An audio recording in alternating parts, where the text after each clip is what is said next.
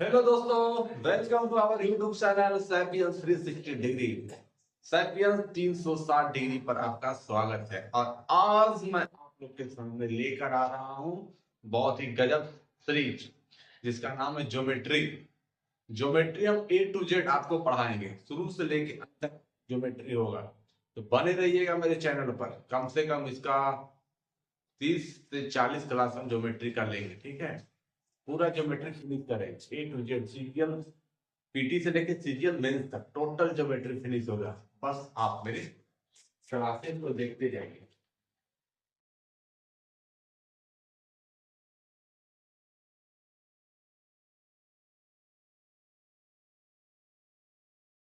Geometry यानी ज्यामिति, ठीक है। हिंदी में इसको ज्यामिति कहते हैं, ठीक है। आइए सबसे पहले जानते हैं सबसे बेसिक बेसिक जो चीज होगा इस चैप्टर का, वो चीज हम आपको बताएंगे। सबसे पहला चीज इसका, सबसे ज्योमेट्री का सबसे बेसिक चीज है आपका ये पैरेलल लाइन। पैरेलल लाइन का मतलब आप समझते हैं। पैरेलल लाइन हम उसे कहते हैं वैसी लाइन जो एक ही साथ चले, एक ही साथ दोनों चल रही है, लेकिन एक दूसरे को देखते हुए जा रही है, ठीक है। लेकिन कभी भी इनका मिलन नहीं होगा, ठीक है। कभी भी इनका मिलन नहीं होगा, मतलब जाते जाएंगे। और यहाँ से लेके यहाँ तक की दूरी हमेशा समान होगी। अगर यहाँ से यहाँ तक दूरी 5 मीटर है, सपोज मान लेते हैं यहाँ से यहाँ तक का दूरी 5 मीटर है, तो यहाँ से यहाँ तक का भी दूरी 5 ही मीटर होगा, ठीक है। इसे ही हम बोलेंगे पैरेलल लाइन। इसको ए देते हैं, इसको बी देते हैं, ठीक है। नाम दे दिए। अगर ऐसे आपको समझ में नहीं आ रहा तो रेलवे का पटरी आप देखे होंगे, तो रेलवे का जो पटरी जाता है हमेशा पैरेलल लाइन रहता है उसका। कहीं पर भी उसका मिलन नहीं होता, बस सीधे जाते रहती है। अगर यहाँ से यहाँ तक उसका लंबाई ब्रॉड गेज जो भी हो, रेलवे का पटरी ब्रॉड गेज होता है, ठीक है। हम भी कुछ पढ़े हैं। तो अगर यहाँ से यहाँ तक उसका 5 मीटर या 5 सेंटीमीटर लंबाई है, तो आगे भी 5 ही सेंटीमीटर होगा। इसे ही हम बोलते हैं पैरेलल लाइन। देखिए ए, अब पैरेलल का ऐसे देखिए ए पहले बी, ठीक है। अगर अगर यहाँ पर एक हम रेखा खींचते हैं, ठीक है, एक पैरेलल लाइन बनाए, यहाँ पर एक ऐसी रेखा खींच देते हैं, तो ये जो रेखा होगा, ये जो रेखा होगा इसका नाम दे देते हैं सी, ठीक है। सी जो होगा क्या होगा, ट्रांसवर्स लाइन। ट्रांसवर्स दिख रहा है ना, यानी कि छेदक रेखा या तिर्यक रेखा इसको बोलते हैं, तिर्यक रेखा, ठीक है। तिर्यक रेखा, ठीक। देखिए पैरेलल लाइन का मतलब परिभाषा आपसे पूछ दे तो आप डेफिनेशन ऐसे बता सकते हैं। पैरेलल लाइन यानी समांतर रेखा वो रेखा होती है जो कहीं नहीं मिलती है, कहीं पर भी जाकर मिल रहा है, देखिए तो कहीं पर ये इसको देखेगा, ये इसको देखेगा, ठीक है।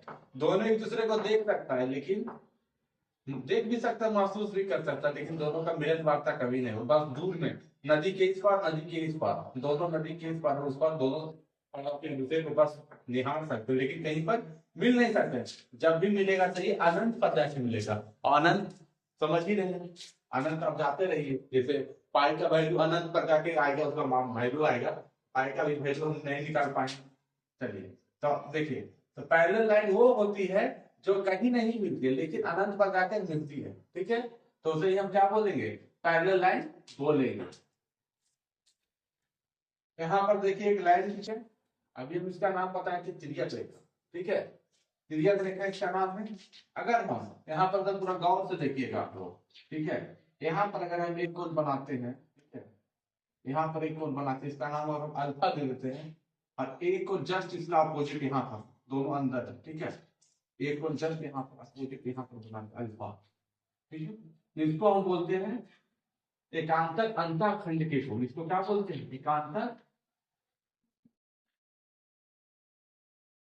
अंतःखंड के कोण, ठीक है। एकांतर अंतःखंड के कोण। अगर यही हम इसको, अगर ये हम इधर बनाते हैं, ठीक है, इधर बनाते हैं, इसका नाम दे देते हैं बीटा।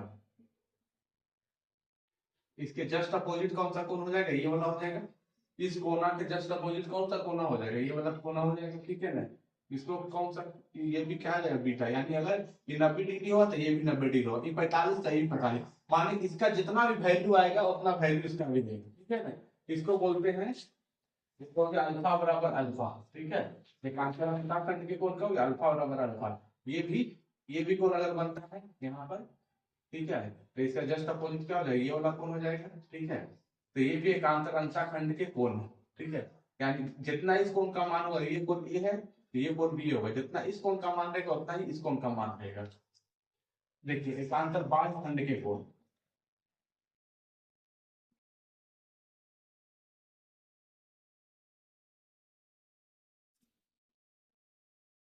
बाह्य खंड के कोण, एकांतर बाह्य खंड के कोण कौन है, जो बाहर बना हुआ है, ठीक है। यहाँ देखिए बाहर बना हुआ है, अगर ये बीटा है तो ये भी बीटा होगा, मतलब इस कोण का जितना वैल्यू होगा उतना ही इस कोण का भी वैल्यू होगा, यानी कि beta is equal to beta, ठीक है।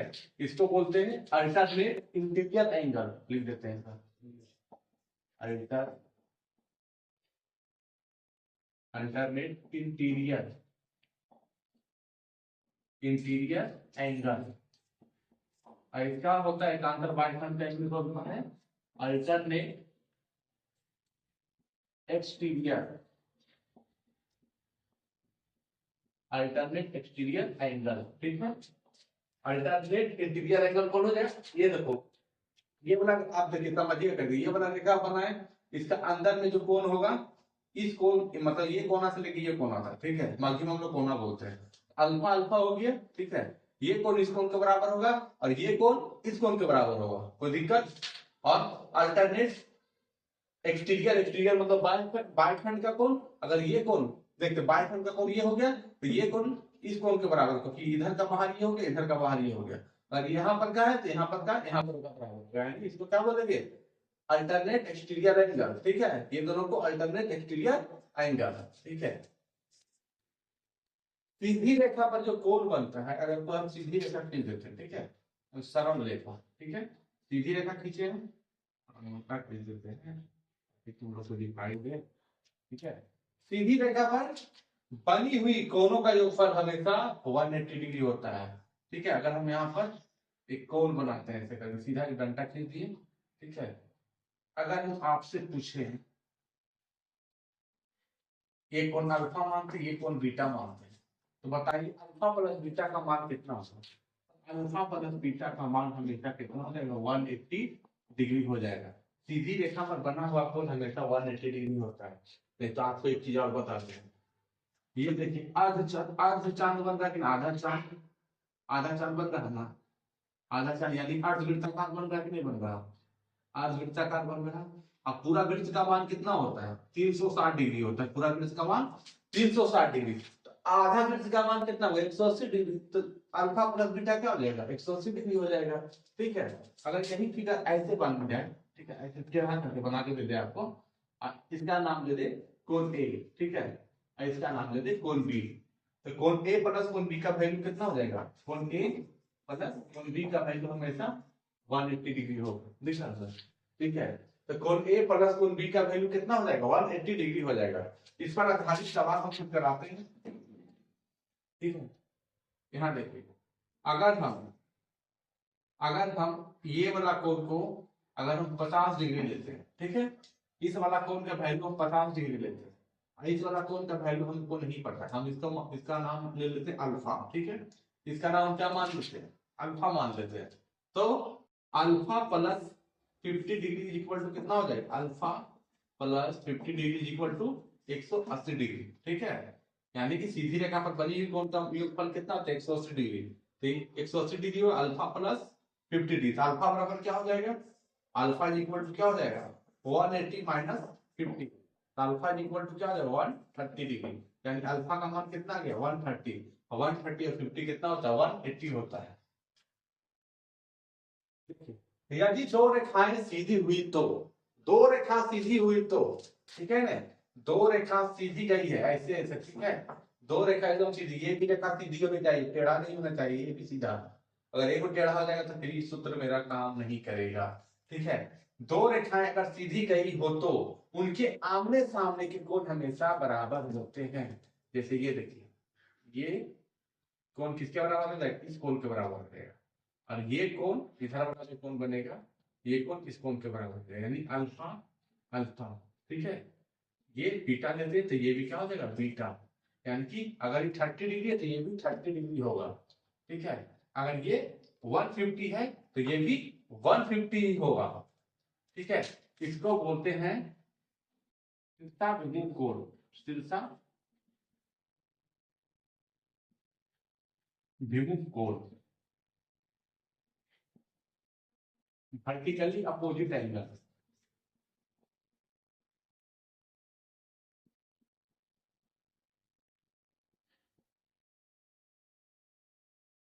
क्या नाम क्या है, वर्टिकली अपोजिट एंगल। ठीक है, अब कैसे बराबर होगा देखिए, हम यहाँ पर थोड़ा सा आपको प्रूफ करते हैं।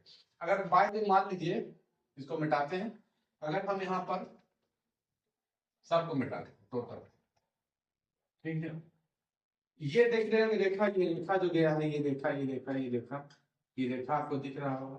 ठीक है, ये रेखा एकदम सीधा गया है। ठीक है, और हम आपको बताए थे कि सीधी रेखा पर बना हुआ कोण हमेशा कितना होता है, 180 होता है। ठीक है, अगर हम इसको 30 डिग्री लेते हैं, ये कितना लेते हैं, 30 लेते हैं, बाय मान लेते हैं, ये अगर हम 30 लेते हैं, ये अगर 30 है, ठीक है, ये कितना है, 30 है, तो ये वाला रेखा देखिए, ये जो सीधा रेखा गया ये वाला, ठीक है, ये 30 लेते हैं तो ये वृत्त बन रहा है, अर्धवृत्त बन रहा है, ये 30 है तो ये कितना हो जाएगा, 150, 180 माइनस 30 यानी कि 150 हो जाएगा। 150 हो गया, कोई दिक्कत है यहाँ तक में? नहीं। अब देखिए, अगर हम मन को शांत करिए, अब यहाँ देखिए, ये तो बन गया 180 हो गया। अब इसको देखिए, इस रेखा को देखिए, ये सीधा गया सीधा गया सीधा गया सीधा गया सीधा गया सीधा गया। ठीक है, यहाँ पर भी अर्धवृत्त बन रहा है कि नहीं, अर्धवृत्त बन रहा है ना, आधा चांद, यानी आधा चांद का वैल्यू कितना होता है, 180 डिग्री, और ये 30 है तो ये कितना हो जाएगा, 180 में से 30 को घटाएंगे तो इसका वैल्यू निकल जाएगा, 180 में से 30 चला जाएगा तो कितना बचेगा, 150 बचेगा। तो दिक्कत। अब देखिए, अब देखिए इस रेखा को फिर से देखिए, इस रेखा को हम फिर से देखते हैं। अब इधर वाला देखते हैं, ये भी क्या बन रहा है, अर्धवृत्त बन रहा है, अर्धवृत्त बन रहा है कि नहीं बन रहा, अर्धवृत्त जब बन रहा है तो ये 150 है, तो इसको ये कितना होगा कि ये दोनों कोण का मान 180 हो जाएगा, क्योंकि अर्धवृत्त बन रहा है ना, ये कितना हो जाएगा, 30 डिग्री हो जाएगा।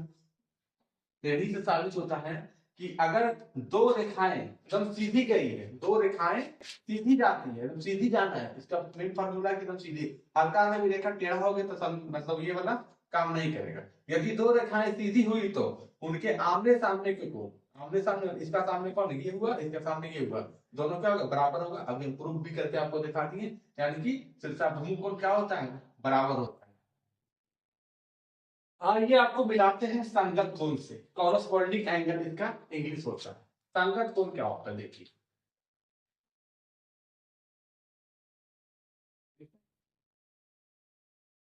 कॉरस्पॉन्डिंग एंगल एक रेखा के बीच, ठीक है, कोई दिक्कत, समांतर रेखा के बीच में एक छेदी रेखा खींची।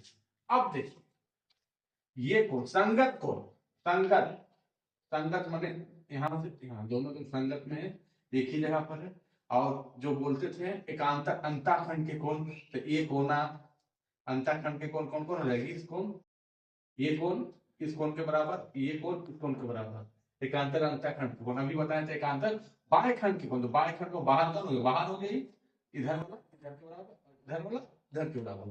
अब आते हैं संगत कोण।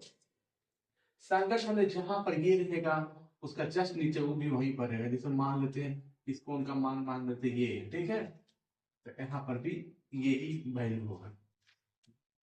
ठीक है, अगर यहाँ पर बाई भाई 70 डिग्री है तो यहाँ पर भी कितना होगा, 70 डिग्री है। अगर यहाँ पर ए है, इसका वैल्यू ए है, ठीक है, तो इसका भी वैल्यू क्या होगा, ए ही होगा। ये संगत कोण है, जहां पर देखिए इस लाइन के नीचे जस्ट आया ये वाला, तो इस लाइन के भी नीचे आया कि नहीं, इस लाइन के जस्ट ऊपर वाला ये वाला आया, तो इस लाइन के जस्ट ऊपर वाला, ठीक है, जहां पर ये रहेगा वहां पर भी ये रहेगा, तो उसी को हम क्या बोलते हैं, संगत कोण। मतलब जे धारा में बैठा है, अपना भाषा बोल रहे, जिस घर में यहाँ पर बैठा हुआ है, ठीक है ना, ऊपर वाला मतलब जिस घर में वहां पर बैठा हुआ आदमी, अगर वही आदमी यहाँ पर वहीं पर बैठा हुआ है, तो दोनों का कोण का वैल्यू क्या होगा, बराबर। अगर यहाँ पर बैठा हुआ है तो नीचे कहाँ पर बैठेगा, यहाँ पर बैठेगा, यानी ये अगर 75 डिग्री है तो ये भी 75 डिग्री हो। अगर आदमी यहाँ पर बैठा हुआ है यानी ये कोण, ठीक है, ये कोण, तो ये कोण भी क्या होगा, इतना ही होगा, कोई दिक्कत। और ये तुम्हारा 40 डिग्री है तो ये भी तुम्हारा कितना होगा, 40 degree. Have you any problem, no problem, ठीक है। देखिए कंप्लीमेंट्री एंगल और सप्लीमेंट्री एंगल क्या होता है। कंप्लीमेंट्री एंगल को हम हिंदी में बोलते हैं पूरक कोण या फिर अनुपूरक कोण। इसका दो दो नाम है, सब फीसद में बताइएगा, पूरक भी को बोलते हैं, अनुपूरक भी बोलते हैं। कंप्लीमेंट्री एंगल को पूरक या अनुपूरक बोलते हैं। किन्हीं दो कोणों का योगफल 90 डिग्री हो, किन्हीं दो कोणों का योगफल अगर 90 डिग्री हो तो उसे हम कंप्लीमेंट्री एंगल कहते हैं, यानी कि पूरक या अनुपूरक कोण कहते हैं। कोण ए प्लस कोण B is equal to 90 degree हो तो उसे हम क्या बोलेंगे, कंप्लीमेंट्री एंगल बोलेंगे। सप्लीमेंट्री एंगल हम उसे बोलते हैं कि दो कोणों का योगफल 180 डिग्री हो तो उसे हम समपूरक कोण कहते हैं, यानी कोण ए प्लस कोण बी इज इक्वल टू कितना होना चाहिए, 180 डिग्री। इसके लिए हम क्या बोलते हैं, सप्लीमेंट्री एंगल कहते हैं, यानी हिंदी में समपूरक कोण। कोई दिक्कत। देखिए क्वेश्चन में आपका कॉम्प्लीमेंट्री एंगल और सप्लीमेंट्री एंगल से, ठीक है। अब इस क्वेश्चन को हम धुआं धुआं करते हैं, ठीक है। द सप्लीमेंट्री एंगल ऑफ के is 12 m plus 4 degree and the complementary angle of the angle, question थोड़ा सा खटांग है। Complementary angle of the K is 6 मीटर। What is the value of K? K का वैल्यू बताएं। देखिए क्वेश्चन बहुत ही बढ़िया लाजवाब है। इस क्वेश्चन में हमको पहले बहुत दिक्कत होता था, लेकिन हम इसे तोड़ निकालेंगे, तुम लोग को दिक्कत नहीं होगा। The supplementary angle of K मतलब K का जो है संपूरक कोण, K का संपूरक कोण, K का संपूरक कोण है 12 मीटर प्लस 4 डिग्री, ठीक है।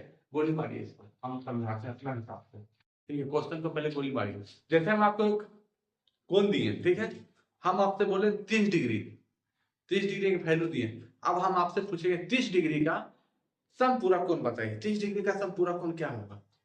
समपूरक कोण के बारे में अभी आप पढ़े हैं। समपूरक कोण हम उसे कहेंगे जिसके दोनों कोणों का योग कितना हो, 180 डिग्री हो, ठीक है।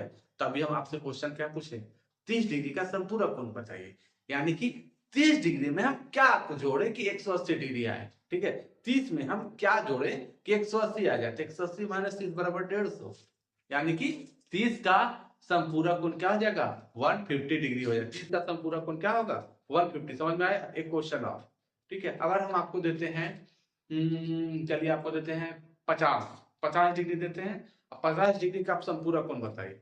50 का संपूरक कितना होगा, तो 50 में कितना जोड़े कि 180 आ जाए, यानी 130 जोड़ेंगे, यानी 50 का संपूरक कोण कितना हो जाएगा, 130 हो जाएगा। कोई दिक्कत। इसी प्रकार से अगर आपसे अनुपूरक पूछ दे, जैसे 30 डिग्री का अनुपूरक कोण पूछ दे, 30 का अनुपूरक कोण कितना होगा, तो अनुपूरक कोण क्या होता है, दो कोणों का योगफल 90 डिग्री हो तो उसे हम क्या बोलते हैं, अनुपूरक बोलते हैं। तो 30 डिग्री में हम क्या जोड़े कि 90 आ जाए, 60 जोड़ेंगे, सिंपल। यानी 30 का अनुपूरक क्या हो जाएगा, 60 हो जाएगा। अगर क्वेश्चन अलग पूछते हैं 40 का अनुपूरक कितना होगा, तो 40 का अनुपूरक कितना होगा, 50, सिंपल। उसी प्रकार से क्वेश्चन दिया था सप्लीमेंट्री एंगल ऑफ के, के का जो सप्लीमेंट्री एंगल है कितना है, 12 m प्लस 4 सप्लीमेंट्री, यानी कोई कोण के दिया है, के में हम 12 m प्लस 4 जोड़ेंगे तो कितना आ जाएगा, 180 डिग्री। जैसे 30 का सप्लीमेंट्री हम पूछते हैं, 30 का सप्लीमेंट्री क्या होगा, 150 होगा, यानी 30 प्लस 150 इक्वल टू 180 होगा कि नहीं, 30 प्लस 150 इक्वल टू 180 होगा। उसी प्रकार से यहाँ 30 के जगह पर मान लीजिए के दिया हुआ, तो K plus 12 m plus 4 is equal to कितना हो जाएगा, 180 हो जाएगा। उसी प्रकार से नेक्स्ट लाइन क्या कहता है, and the complementary angle of the K is 6 metre, यानी के में कितना, K plus 6 metre is equal to कितना हो जाएगा, 90। K plus 6 metre is equal to 90, क्योंकि के का कॉम्प्लीमेंट्री एंगल दिया है, यानी के प्लस 6 को जोड़ेंगे तो कितना आना चाहिए, 90 डिग्री आना चाहिए। चलिए इसको सोल्व करते हैं। के प्लस 12 प्लस 4, ठीक है, इज इक्वल टू 180, ठीक है। इसको आप इक्वेशन 1 मानिए, फिर प्लस 6 दिया इज इक्वल टू 90 डिग्री, इसको इक्वेशन 2 मानते हैं। चलिए इन इक्वेशन 1, पहला इक्वेशन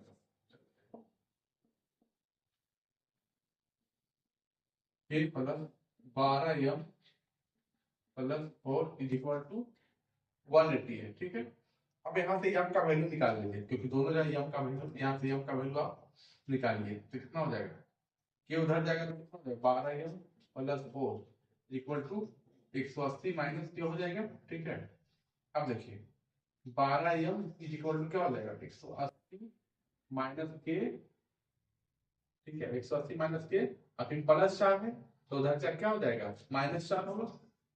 ठीक है, तो 12m बराबर कितना हो जाएगा, m इज इक्वल टू गुना में तो उधर जाके भागा, 180 में से 4 चला जाएगा कितना बचेगा 176, 176 माइनस के बटा 12, यानी m का वैल्यू कितना आ गया, m का वैल्यू इतना आ गया। ठीक है, अब इन इक्वेशन 2, इक्वेशन m का वैल्यू निकालते हैं इन इक्वेशन 2। ठीक है, k plus 6m is equal to 90 degree, 6m is equal to कितना हो जाएगा 90 minus k, m is equal to कितना हो जाएगा 90 माइनस के बाई 6 हो गया। ठीक है, m इज इक्वल टू कितना हो जाएगा 90 माइनस के बाई 6। अब इधर आते हैं, m का वैल्यू दोनों तरफ आ गया, m is equal to 176 minus K बटा 12, m is equal to 90 minus K by 6। तो यहाँ पर भी m का वैल्यू इतना है, यहाँ पर m का वैल्यू इतना है, यानी कि ये इसके बराबर हो जाएगा, ये इसके बराबर हो जाएगा।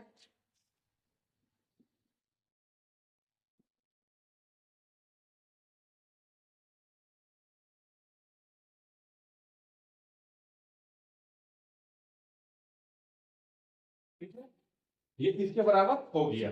अब करना क्या है, अब हमको करना है क्या, अब यहाँ से कैलकुलेशन करिए, क्या हो जाएगा 6 दूनी के 12 कर दिए, कैंसिल आउट हो गया। 176 माइनस के 90 से गुना कर दिए 180 माइनस 2 के हो गया। ठीक है, अब यहाँ पर आते हैं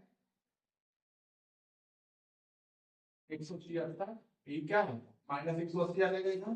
ठीक है, माइनस 2 के माइनस इधर है, इधर क्या हो जाएगा प्लस में आ जाएगा। ठीक है, अब यहाँ पर कितना बचेगा माइनस 4 डिग्री, 4 डिग्री यहाँ पर क्या माइनस के बचा, दोनों तरफ माइनस से माइनस कैंसिल आउट हो गया, के बराबर कितना आ गया 4 डिग्री। अब क्वेश्चन हमसे क्या पूछ रहा था, के का वैल्यू पूछ रहा था, तो के का वैल्यू कितना आ गया 4 डिग्री हमारा आंसर हो गया। ठीक है, समझ में आया, चलिए ठीक। नेक्स्ट एक क्वेश्चन आपके सामने दिख रहा होगा, पढ़ देते हैं हम, अगर चमक रहा होगा लाइट से तो पढ़ देते हैं। Find the ratio of supplementary angle and complementary angle of 40 degree, यानी कि 40 डिग्री का जो सप्लीमेंट्री एंगल है और 40 डिग्री का जो कम्प्लीमेंट्री एंगल है उसका हमको क्या निकालना है, रेशियो निकालना है। तो अभी बताए थे 40 का कम्प्लीमेंट्री एंगल कितना हो जाएगा, यानी 40 में हम कितना जोड़ेंगे, 40 में कितना जोड़ेंगे कि 90 हो जाए, तो कितना जोड़ेंगे 50, सॉरी 40 में कितना 90 होगा 50 ना, हाँ ठीक है। तो 40 का कॉम्प्लीमेंट्री एंगल कितना हो जाएगा 50 डिग्री हो जाएगा, और प्लस 40 में कितना जोड़े कि 180 हो जाए, यानी कि 40 का सप्लीमेंट्री एंगल कितना हो जाएगा, तो 180 माइनस 40 यानी कि 140। तो इसका रेशियो निकालना है। ठीक है, देखिएगा 40 प्लस सी, ठीक है 40 का पहले सप्लीमेंट्री निकाल देते हैं, 40 का सप्लीमेंट्री का 40 plus S is equal to 180 लिखे। ठीक है, यस बराबर कितना हो जाएगा 140 हो जाएगा। ठीक है, कोई दिक्कत, फिर 40 plus C is equal to 90 degree, तो सी बराबर कितना हो जाएगा 90 माइनस 40 यानी कि 50, यानी कि 50। अब पूछ रहा है सप्लीमेंट्री और कम्प्लीमेंट्री का रेशियो पूछ रहा है। ठीक है, तो सप्लीमेंट्री कितना है 140 है और कम्प्लीमेंट्री कितना है 50, शून्य शून्य कट गया, कितना बचा 14/5, यानी यही आपका क्या हो गया आंसर हो गया 14/5 आंसर। देखिए क्वेश्चन है if supplementary angle of theta is thrice of complementary angle of theta then find the value of theta. Hindi medium वाले को समझ नहीं आया होगा, इसलिए हम इसका हिंदी रूपांतरण करते हैं। देखिए यदि supplementary angle of theta is thrice of complementary angle of theta, ठीक है। समपूरा कोण जो है अनुपूरा कोण का कितना है, तिगुना है। समपूरा कोण जो है अनुपूरा कोण के तिगुना है, ठीक है। देते हैं, ठीक है। क्वेश्चन जो कहा है, क्वेश्चन में जो लिखा हुआ है समपूरा कोण जो है, समपूरा कोण लिखते हैं अनुपूरा कोण का तिगुना है, बस ई वाला वैल्यू क्वेश्चन बस यही कह रहा है। सप्लीमेंट्री एंगल में कंप्लीमेंट्री एंगल का क्या है, तिगुना है। तो find the value of theta. तो थीटा का पहले निकाल लीजिए सप्लीमेंट्री एंगल कितना होगा, तो थीटा प्लस यस यस मैंने supplementary theta plus S is equal to कितना हो गया 180 हो गया। तो सप्लीमेंट्री एंगल कितना हो जाएगा 180 माइनस थीटा, ये हो गया, ठीक है। और हम अगर अब कंप्लीमेंट्री एंगल थीटा का complementary angle theta plus C is equal to 90, theta plus C is equal to 90। अभी बताए थे कंप्लीमेंट्री एंगल का जो कितना होता है 90 डिग्री और सप्लीमेंट्री का 180, वही दिए हैं। तो कितना हो जाएगा सी का वैल्यू कितना हो जाएगा, कंप्लीमेंट्री एंगल कितना हो जाएगा 90 माइनस थीटा, 90 माइनस थीटा। कोई दिक्कत है ना तक में। तो अब आते हैं क्वेश्चन से, ठीक है। क्वेश्चन में क्या कहा है, सप्लीमेंट्री एंगल जो है कंप्लीमेंट्री एंगल का तिगुना है। सप्लीमेंट्री कितना आ गया 180 माइनस थीटा, सप्लीमेंट्री जगह लिख देते हैं 180 माइनस थीटा और कंप्लीमेंट्री कितना है 90 माइनस थीटा। तो 90 माइनस थीटा इंटू 3, क्योंकि तिगुना है, ठीक है। आप कर दिए थीटा का वैल्यू यहां से निकाल दीजिए 180 माइनस थीटा, नोतियाई 27 यानी 270 माइनस 3 थीटा, ठीक है। 270 को इधर लेके आइए 180 माइनस 270 फिर माइनस 3 थीटा, एक माइनस में इधर क्या आ जाएगा प्लस थीटा। अब 270 तो कितना बचेगा 180 में से 270 चला जाएगा तो कितना 90 माइनस 90 डिग्री, क्या कैलकुलेशन सही है ना। फिर यहाँ पर माइनस 2 थीटा, माइनस से माइनस कैंसिल आउट हो गया तो थीटा इज इक्वल टू कितना हो जाएगा 90/2 यानी कि 45 डिग्री, यानी थीटा का वैल्यू कितना आ गया 45 डिग्री। ये हमारा प्रश्न का उत्तर हुआ। देखिए क्वेश्चन आपके बोर्ड पर झलक रहा है, दिख रहा है, which of the following is true, ठीक है। Which one of the following is true मतलब इनमें से कौन सा सही है। अगर x का वैल्यू 15 डिग्री देते हैं then 4x + 10 degree and x + 5 degree are supplementary, यानी इन दोनों को जोड़ने पर हमें 90 डिग्री प्राप्त हो। कहने का तात्पर्य है इन दोनों को जोड़े, x का वैल्यू अगर 15 डिग्री देते हैं तो ये दोनों को जोड़े तो हमको कितना आना चाहिए 90 डिग्री आना चाहिए। दूसरा नंबर ऑप्शन में बोल रहा है if y is equal to 14 degree then 5y + 2 and 7y + 10 are supplementary, यानी कि 5y + 2 और 7y + 10 को जोड़ें तो 180 डिग्री प्राप्त हो जाए, ठीक है। और y का वैल्यू कितना पुट करें 14 डिग्री, आइए देखते हैं पुट करके वैल्यू को पुट करके देखते हैं तो ठीक है।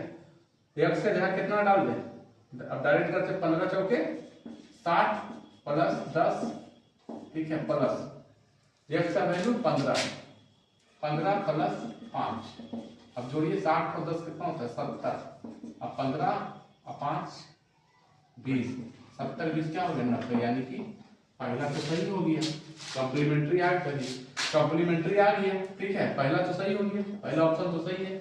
अब दूसरा ऑप्शन का जांच पड़ताल करते हैं। y = 14 डिग्री दिया है, ठीक है, और दोनों को जोड़े तो कितना आ जाए 180 डिग्री है सप्लीमेंट्री, तो 14 × 5 70, 70 + 2, ठीक है, प्लस 14 से 64 98, ठीक है, 98 + 10, 70 और 2 कितना होता है 72 और प्लस 98 और 10 कितना हो जाएगा 108, 108 में जोड़ेंगे तो कितना आ जाएगा 180 आ जाएगा, यानी कि दोनों सही है। आंसर क्या आ जाएगा बोथ आर ट्रू, ये पूछ रहा था बोथ आ जाएगा आंसर, यानी कि दोनों सही है, दोनों सही है। तो आशा करते हैं कि आपको ये मेरा कंटेंट पढ़ाई का समझ में आया होगा, ठीक है। चैनल को सब्सक्राइब जरूर कीजिएगा और लाइक करिएगा। तब तक के लिए धन्यवाद। इसी प्रकार का वीडियो आते रहेगा। ज्योमेट्री पूरा फिनिश होगा, अगर पूरा खल्लास करेंगे ज्योमेट्री को A to Z ज्योमेट्री, चाहे वो पीटी का हो, चाहे वो रेलवे का हो, या फिर एसएससी मेंस का हो, ठीक है, सीजीएल मेंस का हो, सारा ज्योमेट्री यहाँ पर करवाया जाएगा। तो फिर तब तक के लिए धन्यवाद, बाय।